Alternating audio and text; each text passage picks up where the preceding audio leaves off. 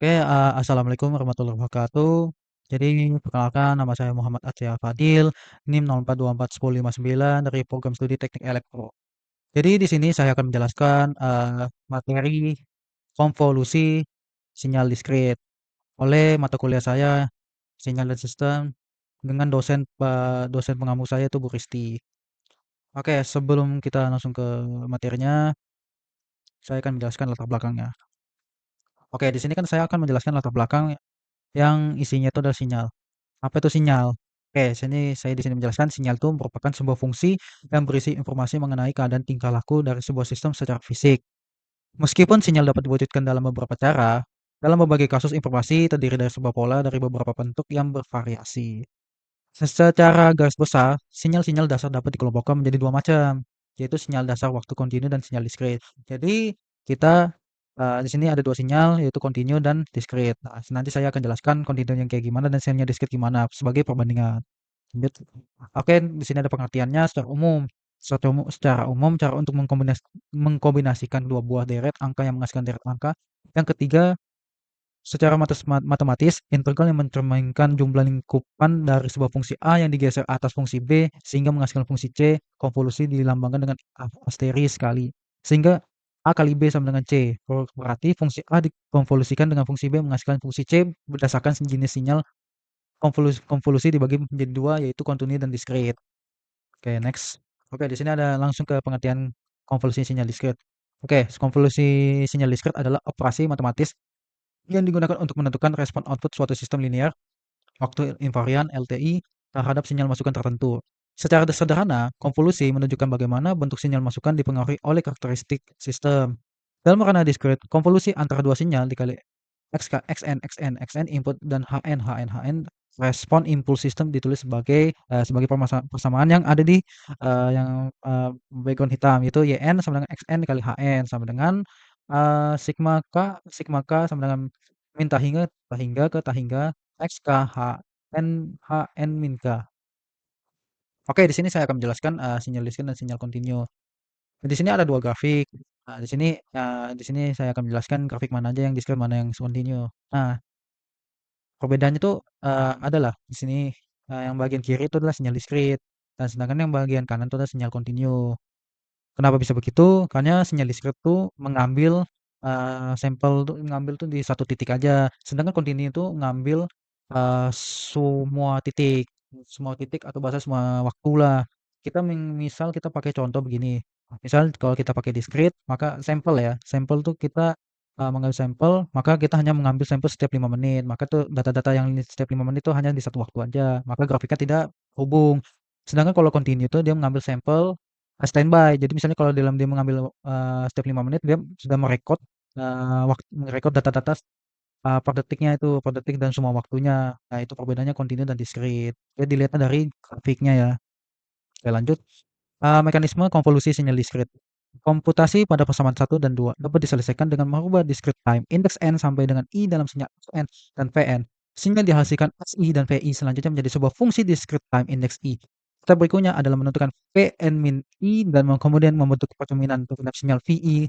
Lebih tepatnya, V min i merupakan percerminan dari Vi yang diorientasikan pada sumbu vertical axis, dan Vn min i merupakan V min i yang digeser ke kanan dengan step n. Saat pertama kali produk hasil kali Xi Vn min i terbentuk, nilai pada konvolusi Xn kali Vn pada titik n dihitung dengan menjumlahkan nilai Xi Vn min i sesuai rentang i pada sederetan nilai integer tertentu. Oke, itu mungkin penjelasan teorinya. Kita langsung ke contoh soal. Nah, kebetulan saya dapat contoh soal dari materi saya dari dosen saya. Ini contoh soal. Kita langsung ke jawabannya. Jawabannya ada di sini. Oke, di sini saya langsung pakai jawaban teman saya satu kelompok. Sini ada contoh soalnya konvolusi Stephen dan juga sekalian rumusnya. Rumusnya bisa dilihat yuk, YN sama dengan XN kali HN, YN sama dengan HN kali XN dan seterusnya. Oke, di sini konvolusi X dikit.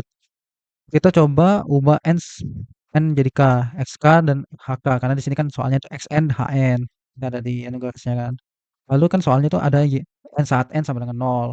Ini rumusnya YN sama dengan sigma min tahingga ke tahingga HK Xn min K saat n sama dengan nol. Di sini langsung kita masukin aja nol kali satu ditambah nol kali satu ditambah satu kali satu tambah 2 kali nol sama dengan satu.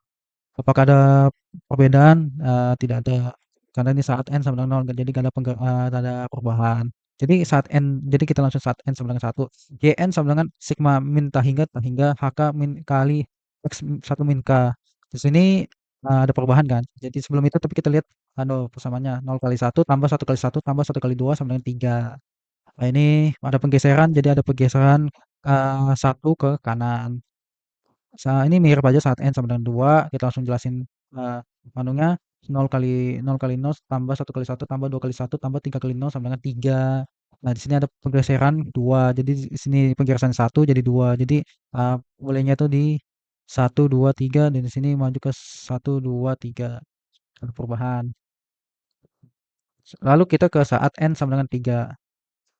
Sini langsung saya jawab nol kali nol tambah nol kali satu ditambah 2 kali satu tambah nol kali satu tambah nol kali satu sama dengan 2. Di sini pergeserannya, pergeseran ketiga. Ya, jadi X-nya itu bergeser ke ketiga. Nah, sedangkan untuk H-nya dari tadi tidak ada perubahan. Tidak ada perubahan pergeseran. Hanya yang mengubah itu adalah Xn-nya. Nah, mungkin kita lanjut ke simulasi. Sini saya akan menjelaskan simulasinya. Kebetulan kita pakai Python, kita tidak pakai MATLAB soalnya ada kendala. Tapi di sini Python kita bisa otak-atik dengan kita menggunakan import NumPy dan import matplotlib, libplot, splt ini codingan dari satu kelompok kami. Sini saya akan run, sini ada panduannya. Di sini ada rumusnya, yn sama dengan xn kali hn. Jadi kita pakai manual aja. Di sini ada contohnya. Biar kita lihat simulasinya bekerja atau enggak, kita lihat di 0,1, 1,2, 1,2, 2,1. Oke, ada kesalahan tadi.